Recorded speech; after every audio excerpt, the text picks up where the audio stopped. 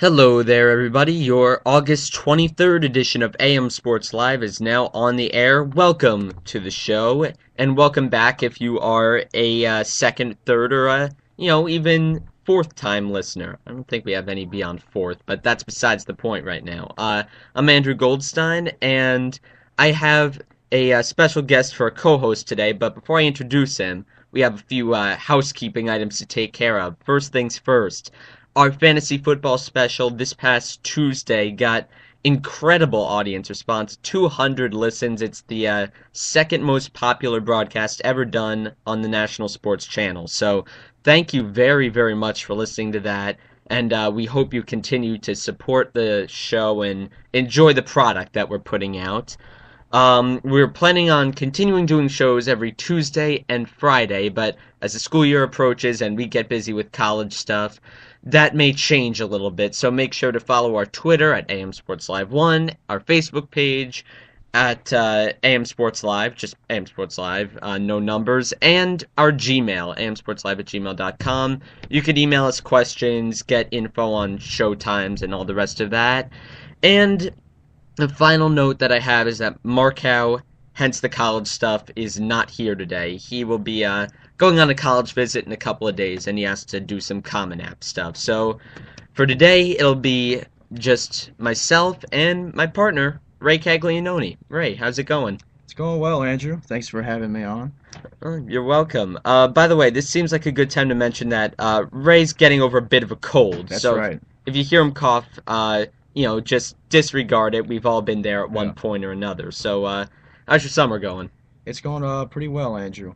I've done a lot of cool stuff. I went to the Galapagos Ooh, Islands for 10 days. how was it? It was quite the adventure. I saw sea lions resting on the beach, like right next to me. I saw huge turtles and tortoises. It was something else. Wow, that's fantastic. Now, Galapagos is right off the coast of, I want to say Ecuador? That's right, Ecuador. Ecuador.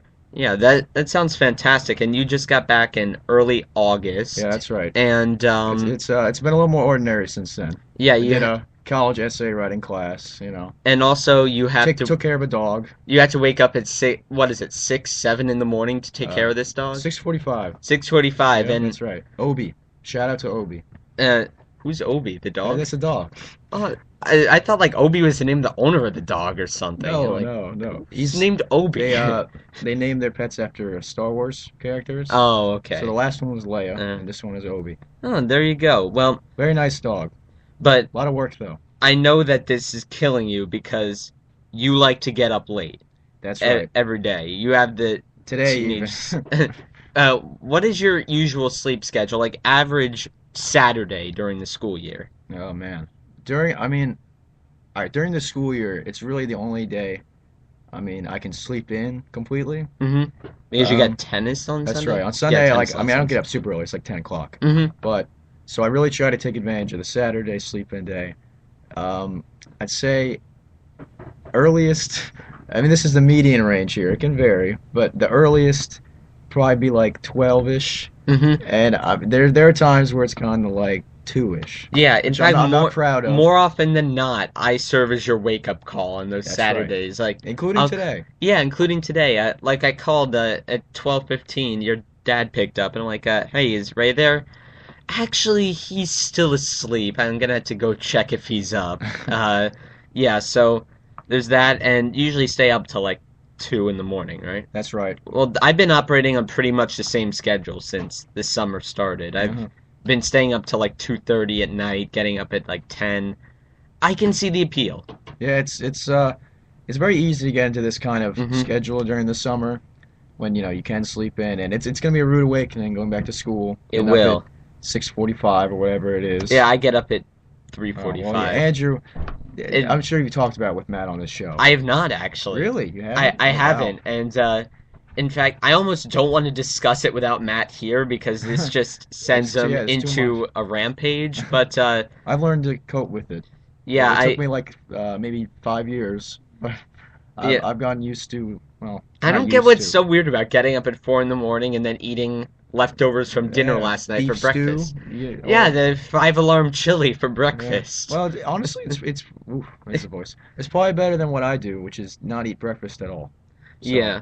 Well, like there are some days where I have like just a couple of bites of a bagel or something, but usually I'm like, yeah, just like give me some like whatever I had for dinner last night, just reprise.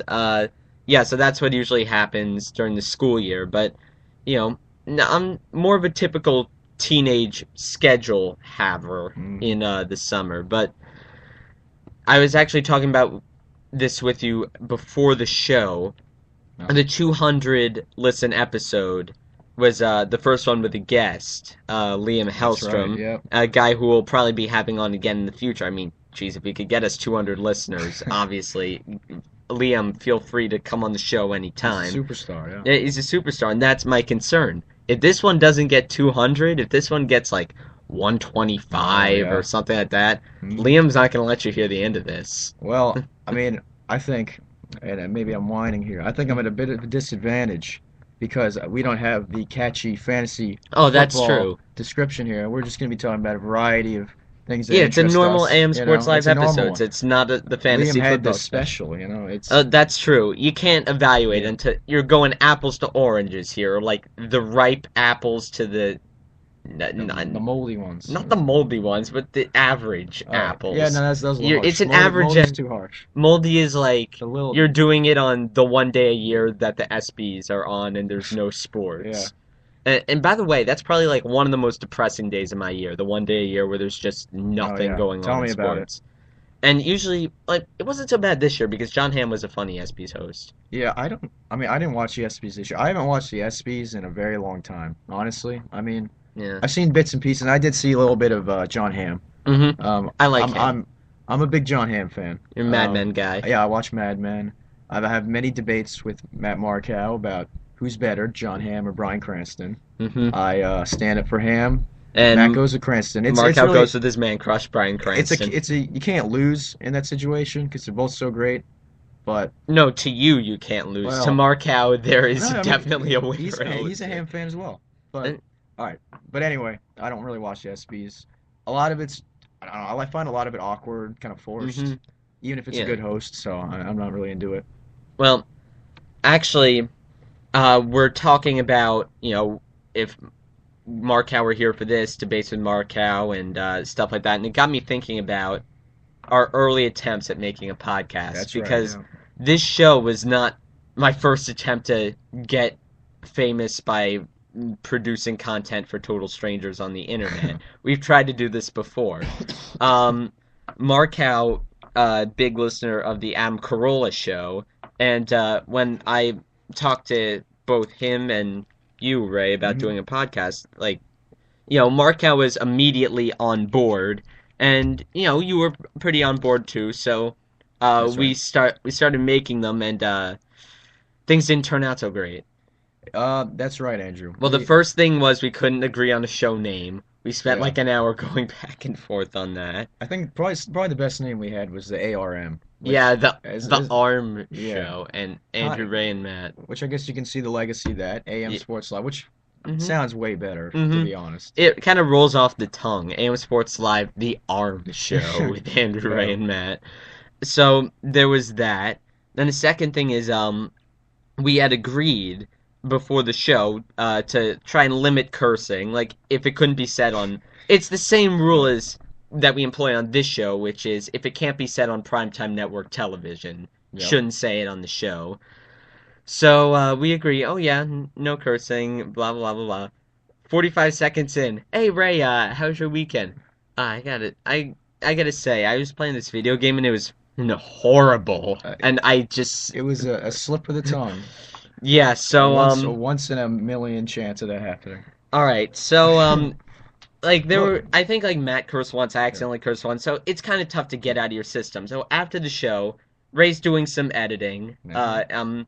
Like we're taking turns doing the editing, and I'm listening to it, and suddenly like the part with the curse comes up, and instead of the bleep, Ray has inserted a sound of a golf club hitting Well, something. all right. So it was a GarageBand program, Uh-huh. and it was pretty like bare bones and didn't have any hmm like the add-ons to it. And I don't think there was a beep sound that made sense. So I can't honestly, imagine they don't have a bleep but sound in the GarageBand. golf club, it sounded good. It was like it flowed really nicely.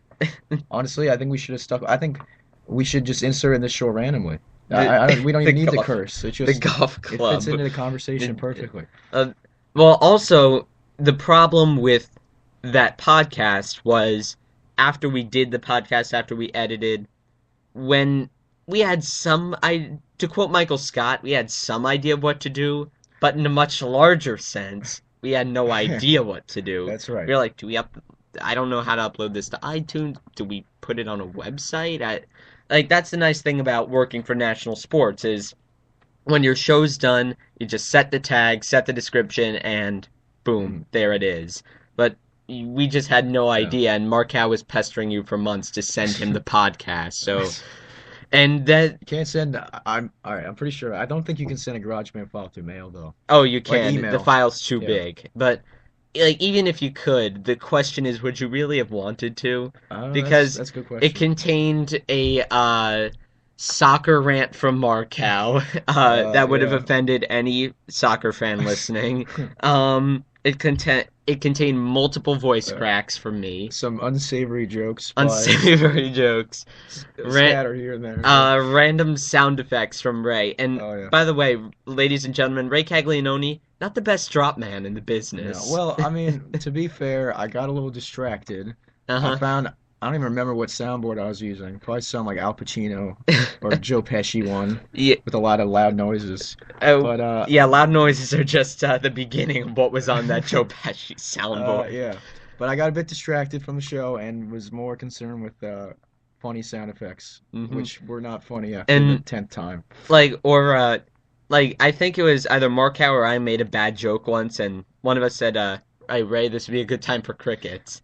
Ray, crickets now, and it's like, oh, forget it. Then 20 seconds later, we hear the cricket sound. Well, you see, I take inspiration from, and Matt listens to this podcast as well. I take inspiration from the Fantasy Focus, Hmm. Pod Vader, the Drop Man, the producer on that show. I actually don't listen to Fantasy Uh, Focus. I've been meaning to for yeah. a while now, Well, and I just he's haven't. notoriously late on drops sometimes. It's become a running joke. So Oh maybe boy. that's my It excuse. yeah, Ray's the pod vader of this show. I'm the Matthew Berry, and Matt is Matt Nate Ravitz like? I don't know. Does Nate Ravitz even have a like a gimmick? Well, yeah, no, his shtick is like they call him Negative Nate. And Oh, it's that's yeah, Matt. That's yeah, like Matt. he's like the straight man, but he's also like the guy who has to like, and this is another term they use on the show, poo poo stuff. That's Matt. So it says like hmm relax or like no way. So So yeah, I guess that's so Matt. we got Ray as the pod vader of Yeah, this I operation don't know over if here. yeah, okay. We got Matt as the Nate Ravitz. I'm the Matthew Berry. Stefania Bell is I don't know Liam, I don't Liam. know. It's the only one that Liam, fits. sorry, buddy, you're Stefania Bell in this fantasy focus analogy. Oh, by the way, if you hear like phones ringing or dogs barking in the background, like don't worry about it. We're just recording this Yeah. in the basement of my house, and stuff is happening occasionally, as often happens in life. Wow, Life is very happening. deep. That's L- deep. I yeah, like that. you can hear the podcast, but if you listen to the background, you can hear life. Wow, You see, you that's get good stuff that's by listening to profound. AM Sports Live. Um, so yeah, this is much better format for doing a show. Our old podcasts, we probably should destroy the tapes of them. Have the tapes of them been destroyed? They are still saved on GarageBand somewhere. Well, but that's the thing. Like, if this becomes the Gangnam Style of radio shows, like if this just goes viral and gets to millions of people, Oh yeah, somebody's gonna yep. try to steal your computer to get the three That's right. awful abominations of podcasts that we I tried to keep it do. under lock and key. Don't worry, Andrew. Exactly. It's one of those things where it's it like the file's encrypted, you need something to break it. You need like Right? Yeah, a 10 character password and all that stuff. But people listen to the show to hear sports, so that's right. we have some things to discuss beyond our old podcasts. Baseball, things are happening, especially Hmm. between the Yankees and the Oh Red Sox. yes. So, uh, for those of you who didn't see what happened in the Yanks Sox game, I think it was this last Sunday. It Yeah, was over the weekend. yeah, Yeah. over the last weekend. Let me just give you the Cliff's notes of it.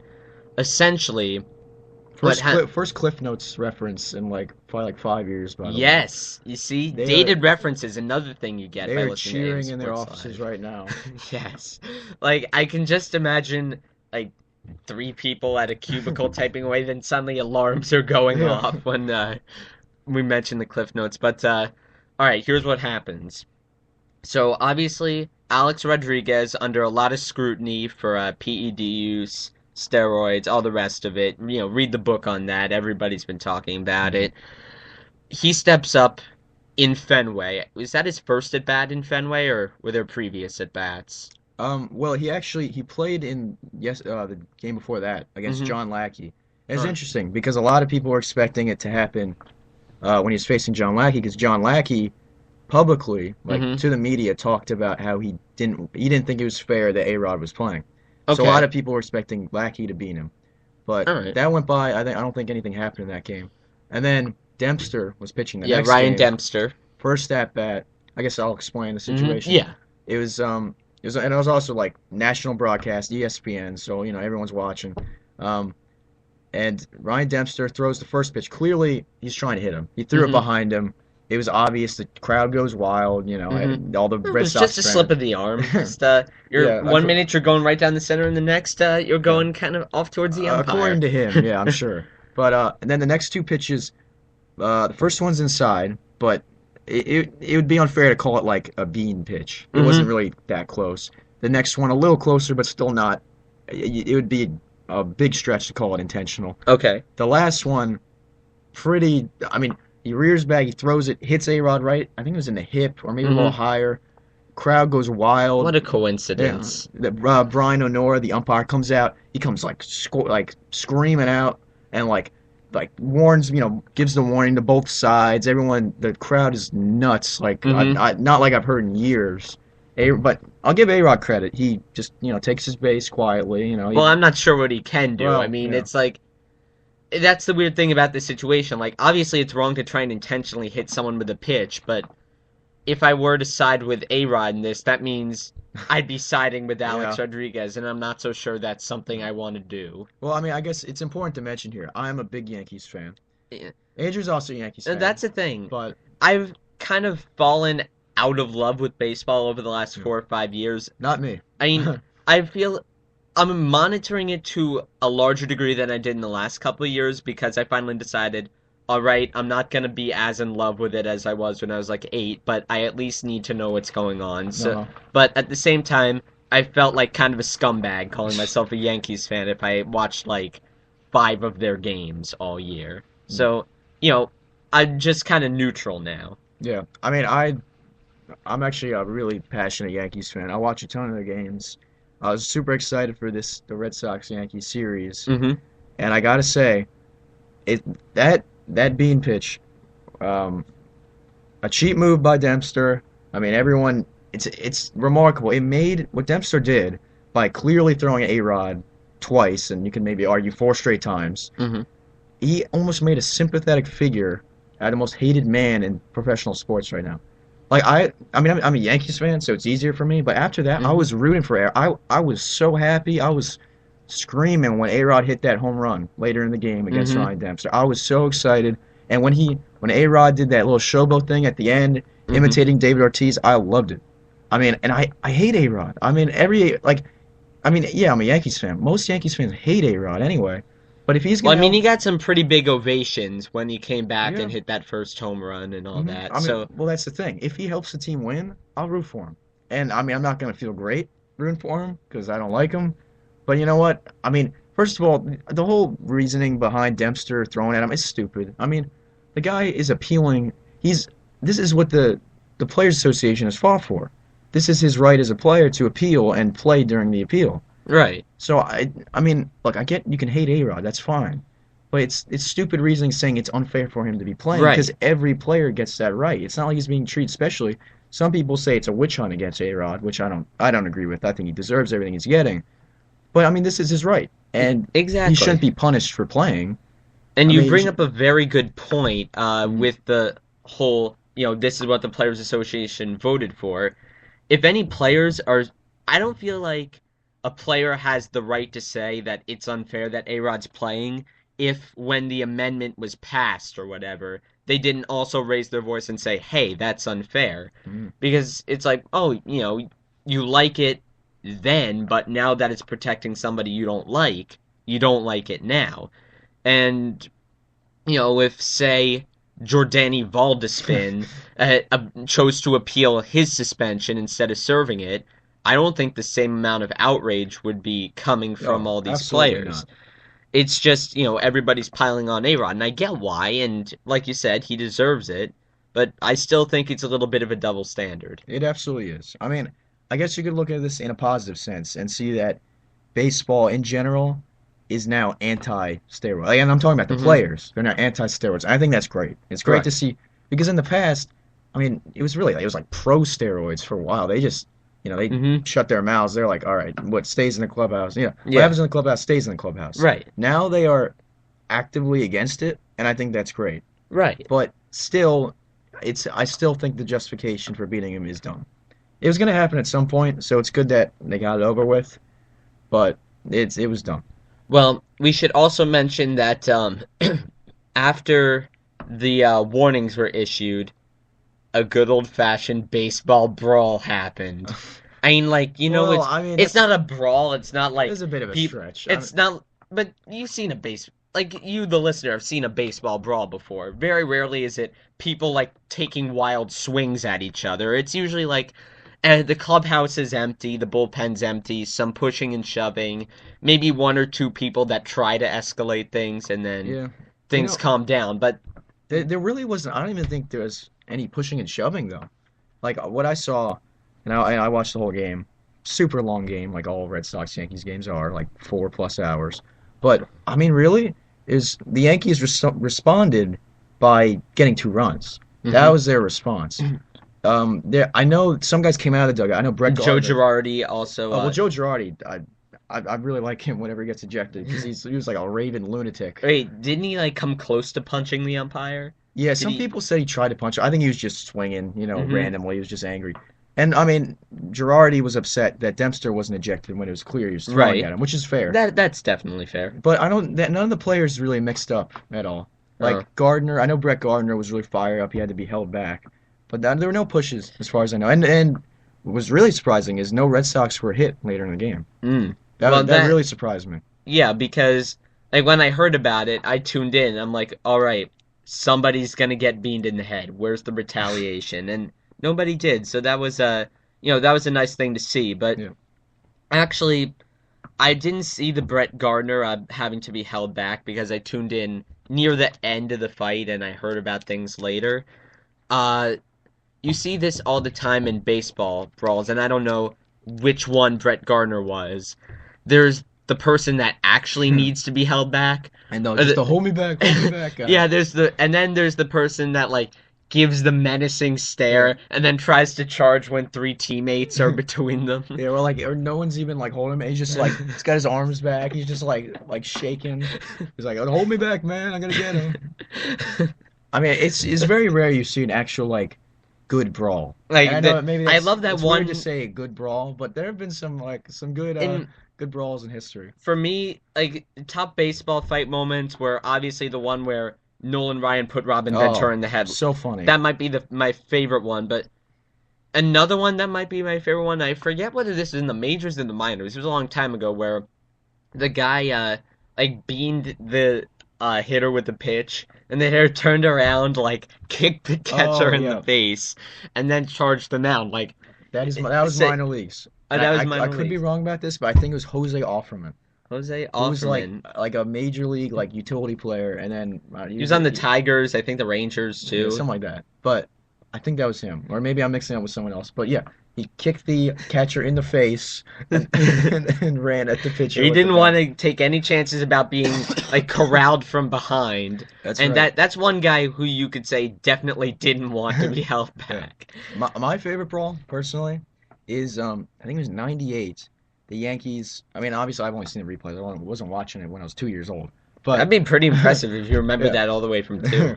But it was the Yankees playing the Orioles back when there's a really tense rivalry between them. And Hmm. it's gotten a little better because they had a good playoff series last year, which the Hmm. Yankees won. Go Yankees. Hmm. But this was when it's like a really, the Yankees were dominant back then, but the Orioles were still a very good team. They And still had Ripken at that point, right? um, 98? I think so. Yeah, no, they definitely had Yeah. Ripken.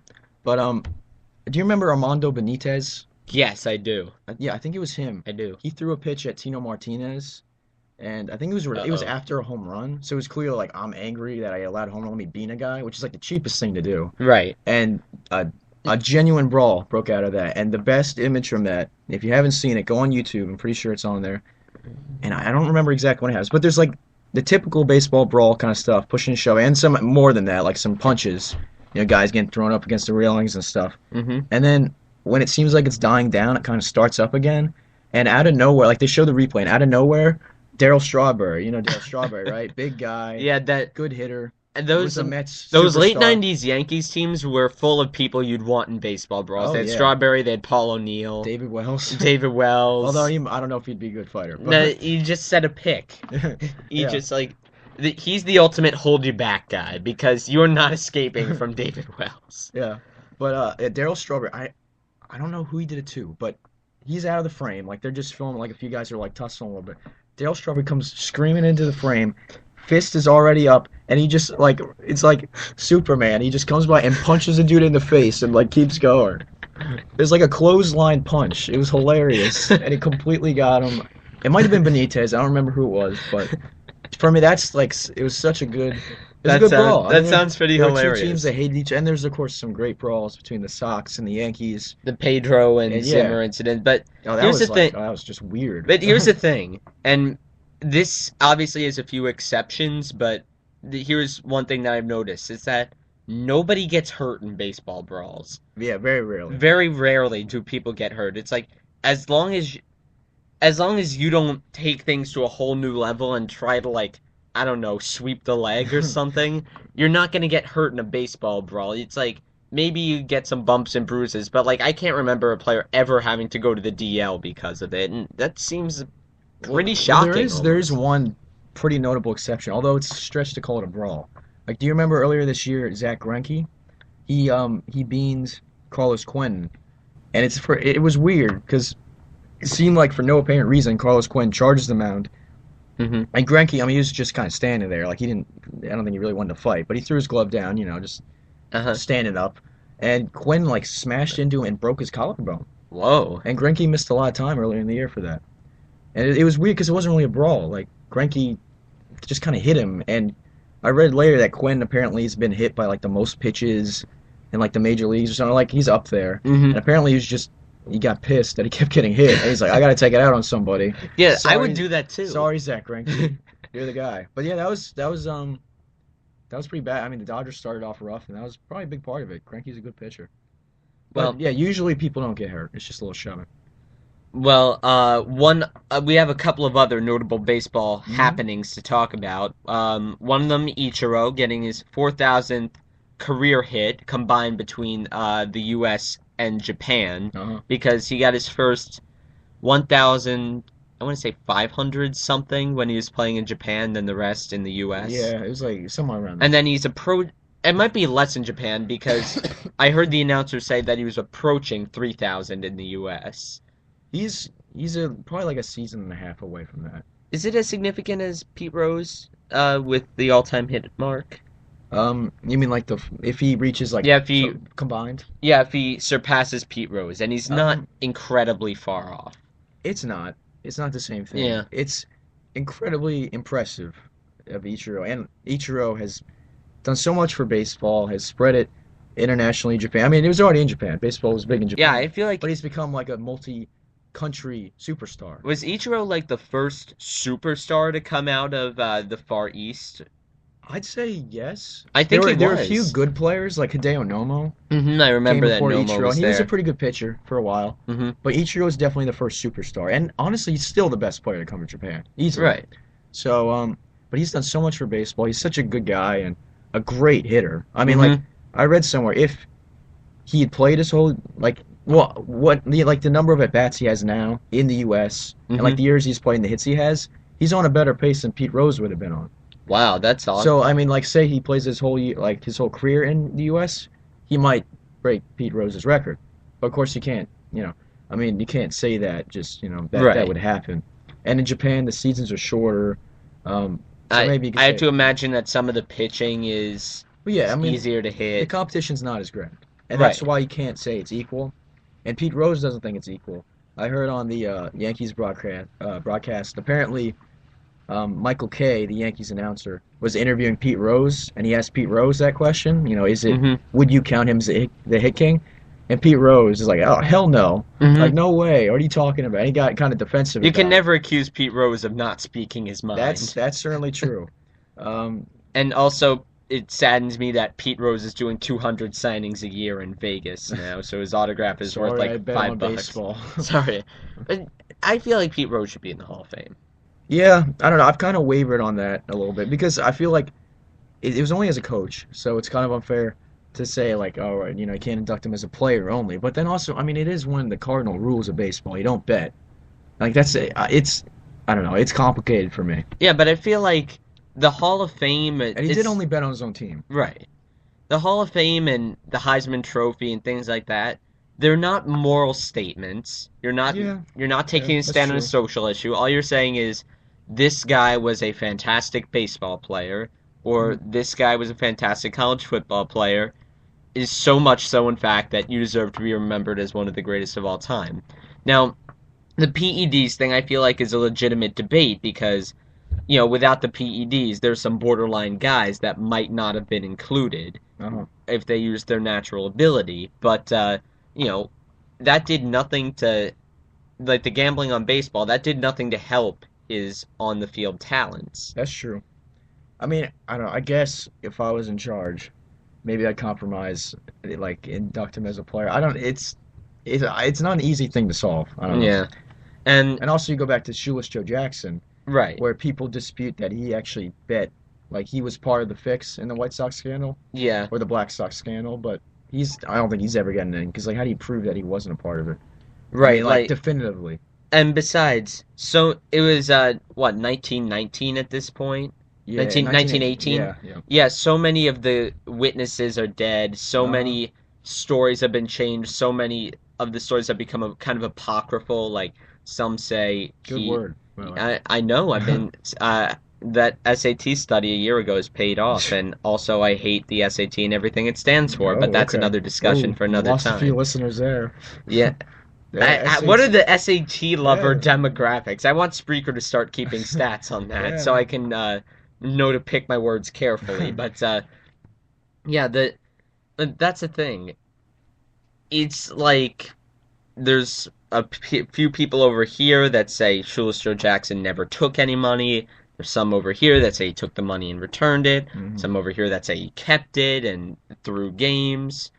Yeah, it's There's tough. just no good way to handle Yeah, gambling in sports when it comes to evaluating somebody's legacy. that's right.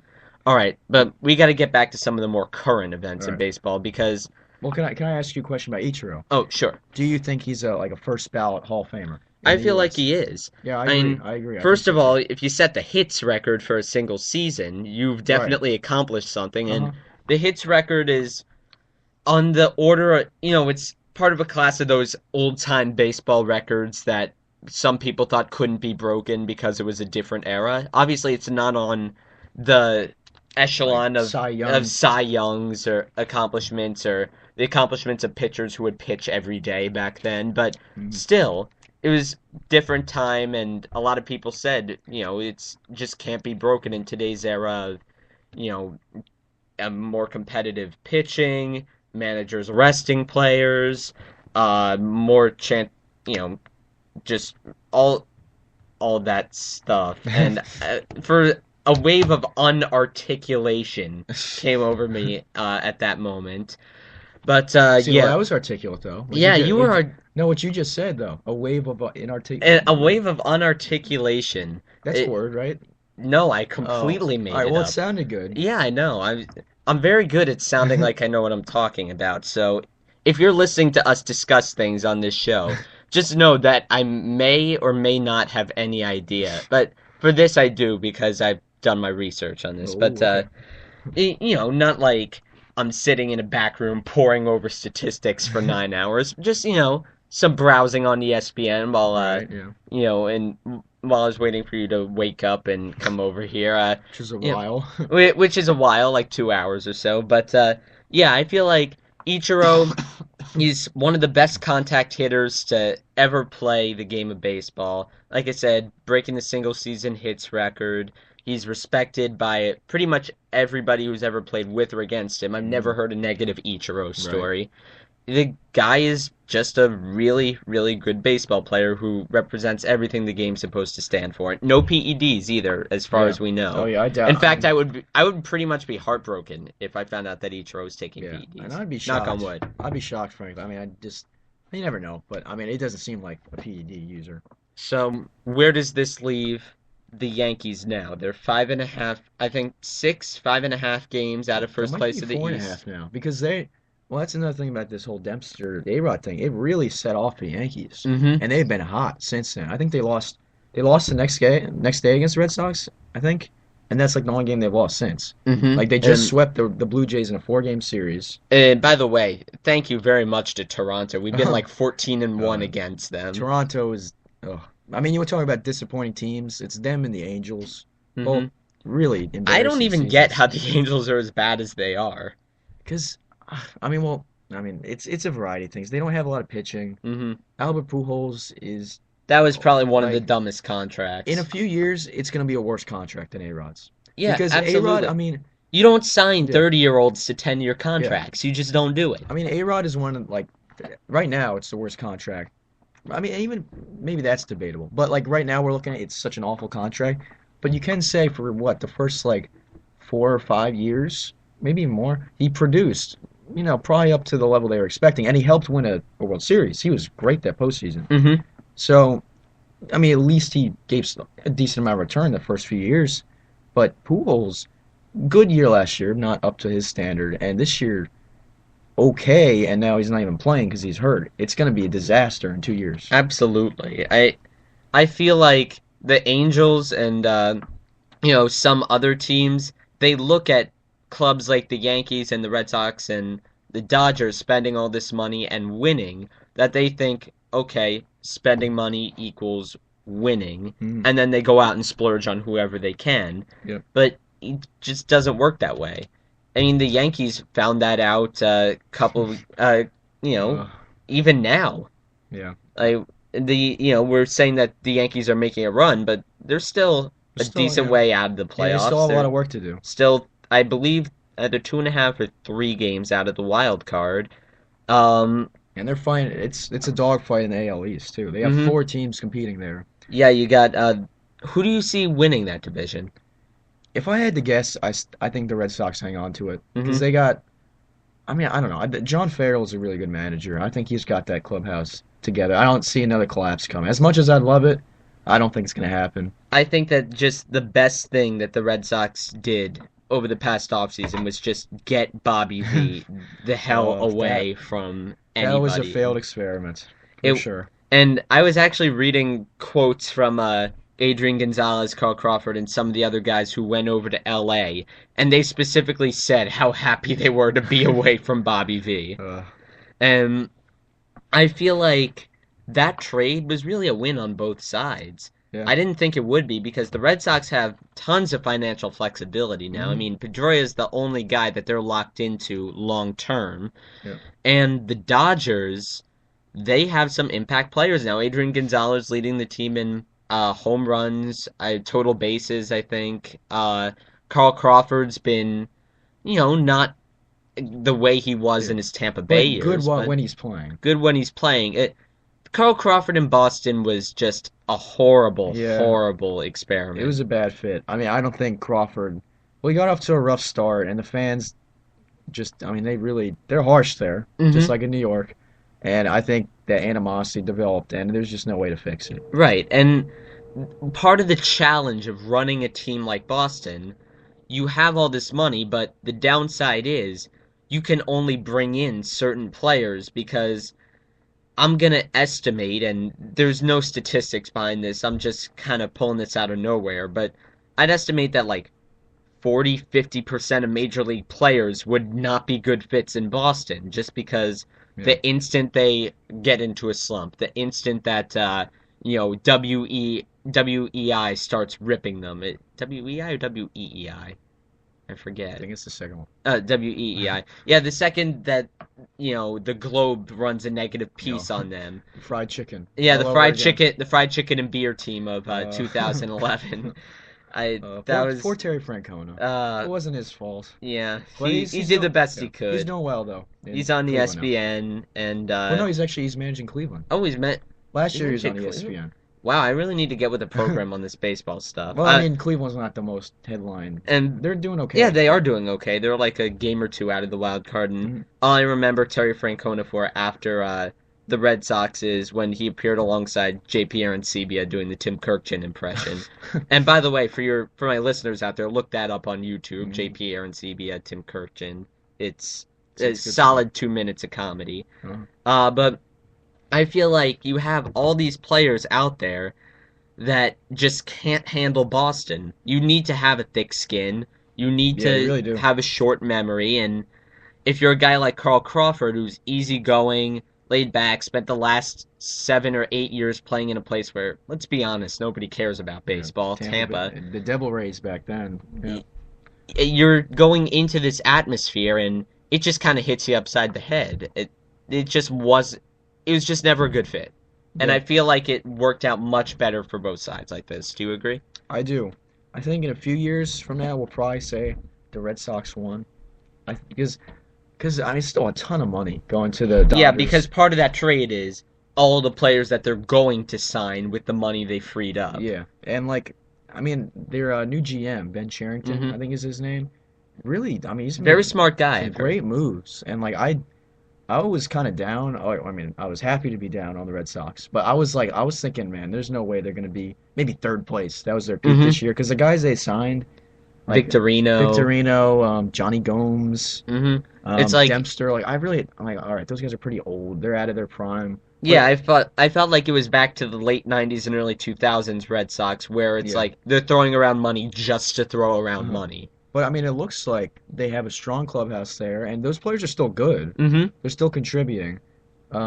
Maybe some more than others, but I mean, it's a good team. It's a good team now, and they have a good GM in charge and a lot of money. Those guys are only on the books for like 2 years. So meanwhile, on the Dodgers side of things, your favorite, I think it's safe to say your favorite player in the MLB. I kind of stuttered there Favorite because non-Yankee. oh, favorite Yeah, non-Yankee. That's why I paused. I was beginning to say favorite player. I'm like, well, is there anybody on the Yankees that's Rivera. favorite? Mariano, yeah. And I And by mean, the way, it's amazing yeah. that he's Oh yeah. continuing to chug along And here. it'd be boring to say Jeter, but I'd put Jeter up there too. Hmm. But It's boring to say both of them, but they're so. I mean, you gotta you love them. can't Yeah, not you gotta like love them. them. But I love Gardner too. He's Brett one of my Gardner, favorite. Cano. Cano, yep. Hmm. Well, Although his lackadaisical nature annoys me sometimes. He's still right. amazing, but he could hustle a little bit. Favorite non-Yankee though, Yeah, yeah. Yasiel Puig. What is it, Yashiel? Yeah, no, but Yasiel? that's the thing. There's like 5 to 10 guys in every sport that announcers will always screw up their names, like without fail. I've heard Yasiel. I've heard Yashel. Really? Yes, I I've never heard. heard Yashel. I've heard like some kind of mix All right. between the two, like Yasiel. Yeah, Yasiel. yeah, like that's only a slight exaggeration. Like people try to say their name like an auctioneer or something, but he's coming under fire recently. He had his first slump since he's been in the big leagues. He's hitting, I think, like 180 something in his last 40 at bats. Not a lot of home runs Not a lot of recently. home runs, and he's shall we say, mixing it up with his teammates, the media, bunch of different people. Like I remember one story where it was Dodgers at the Diamondbacks.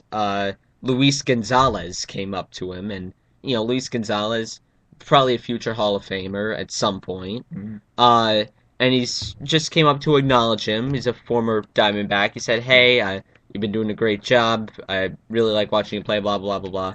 Yasiel Puig was taking a hitting practice or he was in the batting cage. He just like didn't even stop to acknowledge him. He just like kind of kept right on hitting. Like there's one incident in the Marlins where at the Marlins stadium where he cursed out the media. There's just all kinds of stuff going on with That was Yasiel Puig. that was actually the last thing you mentioned. It's kind of a funny. It's so random, really.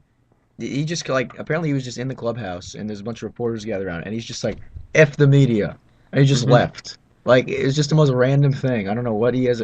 I mean, against I mean, they're just doing a job, Hmm. but he was fined for apparently an unrelated thing, like the last, or he was benched, I think, the Yeah. next game. Violation of team rules, I think Yeah, it said. in that game, he actually hit like came in to pinch hitter and hit a home run, Oh, there you which is go. like his first one in a while. But yeah, my opinion on Yasiel Puig or Yasiel Puig or whatever Yashel Puig. yeah, whatever it is, whatever the most fun thing to say is, I guess. Yasiel, that's I don't know. Yashil Puig. That's fun, I guess. Yeah. But my opinion, I think I mean, he's a kid, you know? He is. He came from Cuba. He probably doesn't know, a whole lot about, how things work in professional. I mean, well, he's a professional in Cuba, but like MLB is a whole different animal. And, the United States, and he's like a superstar already. He's hanging out with like LeBron James. Yeah, I mean, like, This is, obviously he knows how things work on the diamond, yeah, but no, of course. outside of it. Yeah, no, I mean, I think he's learning the ropes, and Hmm. it's gonna take a while. I mean, he's so new to all this, and I mean, they'll probably, there'll be some stuff, and on the field too. I mean, he's like running all over the place, getting tagged out, overthrowing the cutoff man. I mean, sure, it may be troubling now, but I think a few years from now, when Puig mania or whatever they call it, I don't know, like Puig mania. whenever it, Don't give yeah. Skip Bayless any ideas.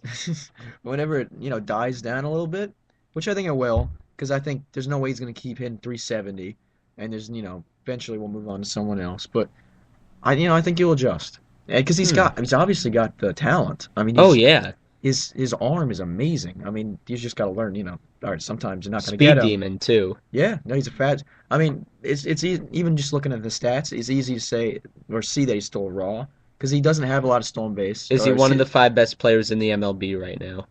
no, No. that's a stretch. But like, You I think mean, he could get there next year? maybe I don't know. I want to see a little more out of him before I Okay, say that. that's fair. That's fair. But like, you look at his stats, he doesn't have a lot of stolen bases.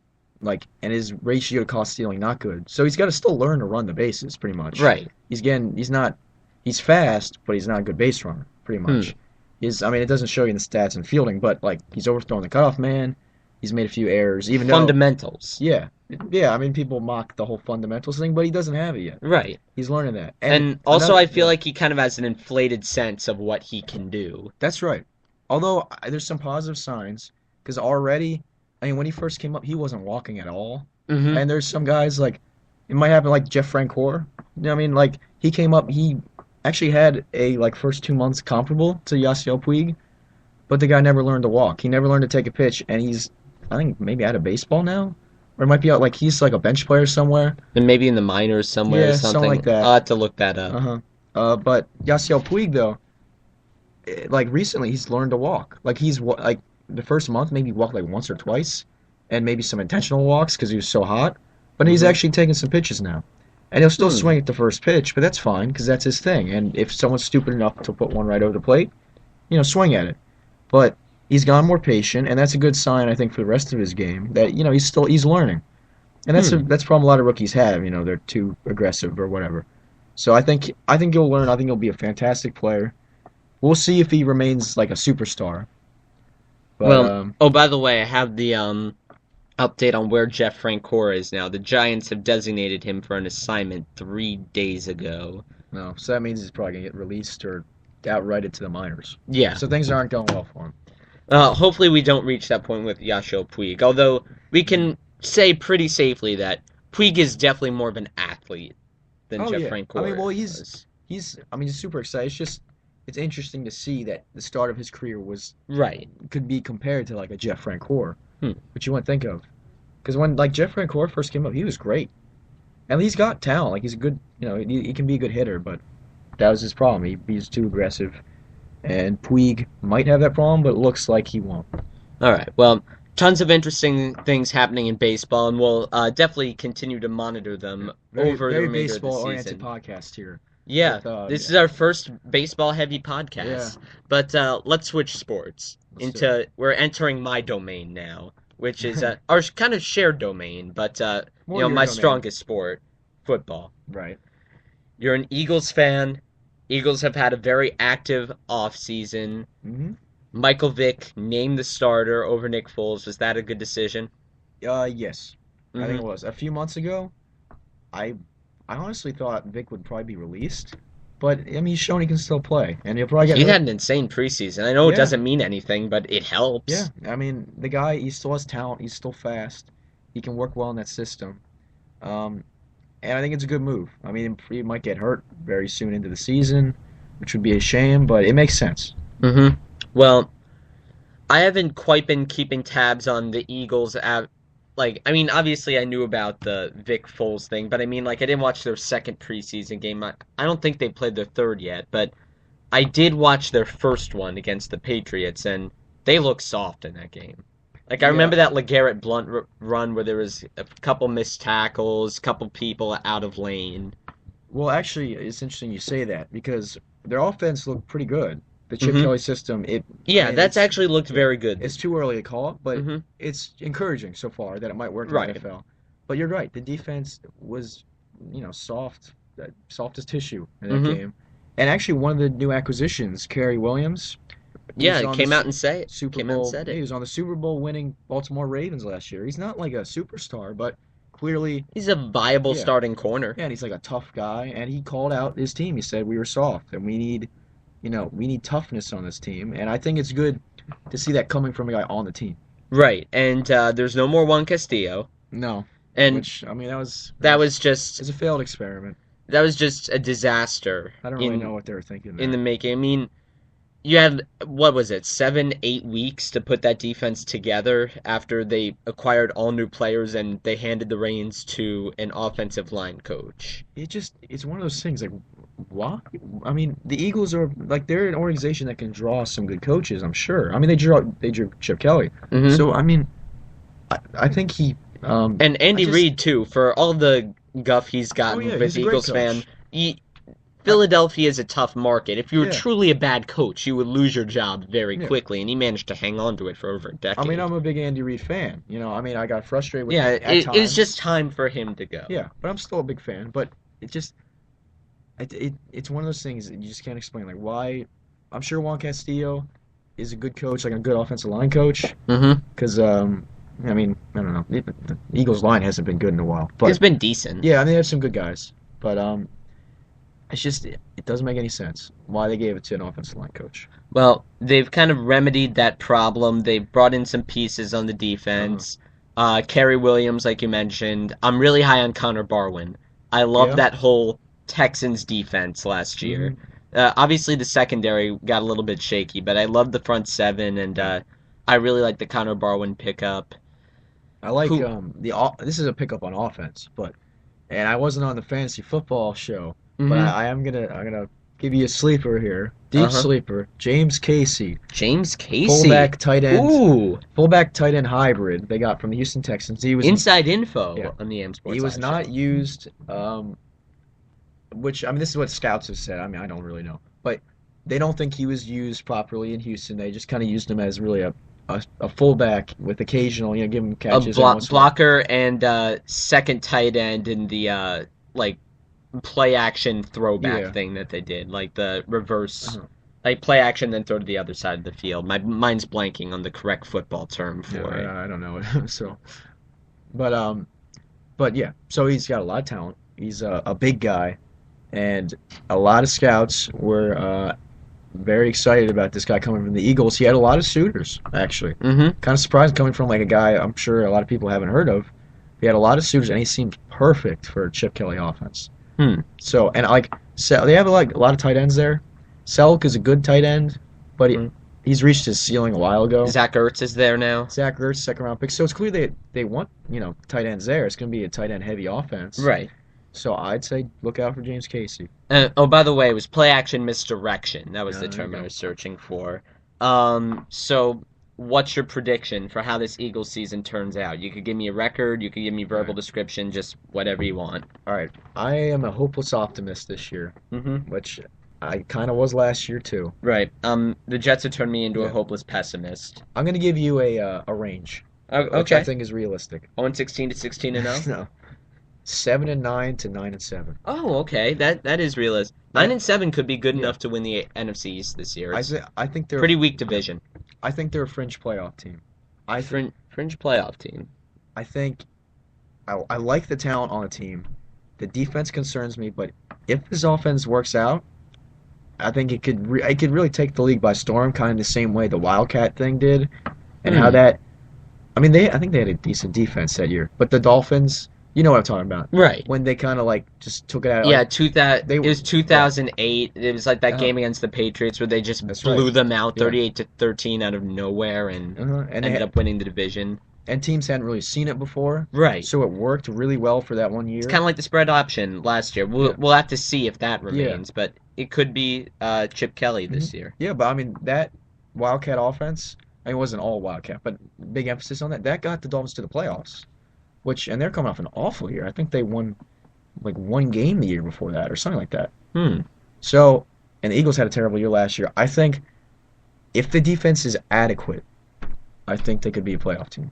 Well, actually, I don't know if you've heard some of the reports coming out of Eagles training camp, but Chip Kelly's been doing some very unorthodox things, like like the typical gassers that the coach makes you run, like run this many yards in this number of seconds.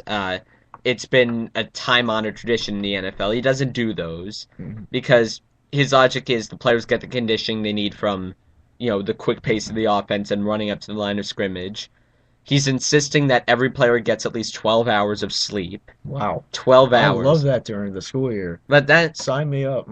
that's the thing. Like he kind of represents this new generation of NFL coaches. I was talking with my uncle at my birthday party a couple days ago. By the way, happy birthday to me, 17 Happy years old. birthday, Slice. Jackpot.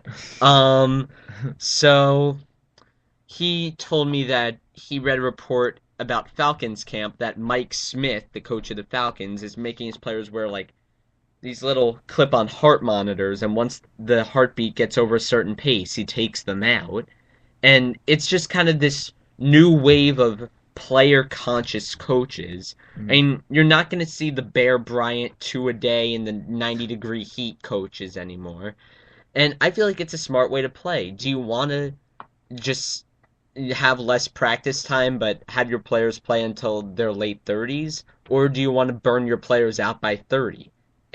To me, it's not a question at all. It's Yeah. you want to get maximum longevity out of your players. And I feel like Chip Kelly's doing a very good job of managing that.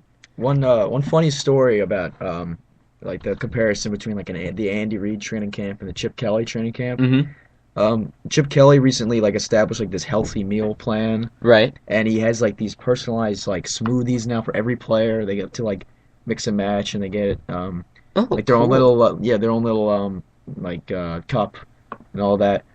This sounds like the greatest training camp of all time. Yeah, but of course it's all very health related. Right. So some of the players were a little bit upset, not revolt level upset, But but like we gotta like poke fun at yeah, Coach about but this like upset. it got out into the media upset about how he like canceled like fried chicken day or something that Andy Reid used to have for his training camp, or like uh, taco day or Taco something. Day.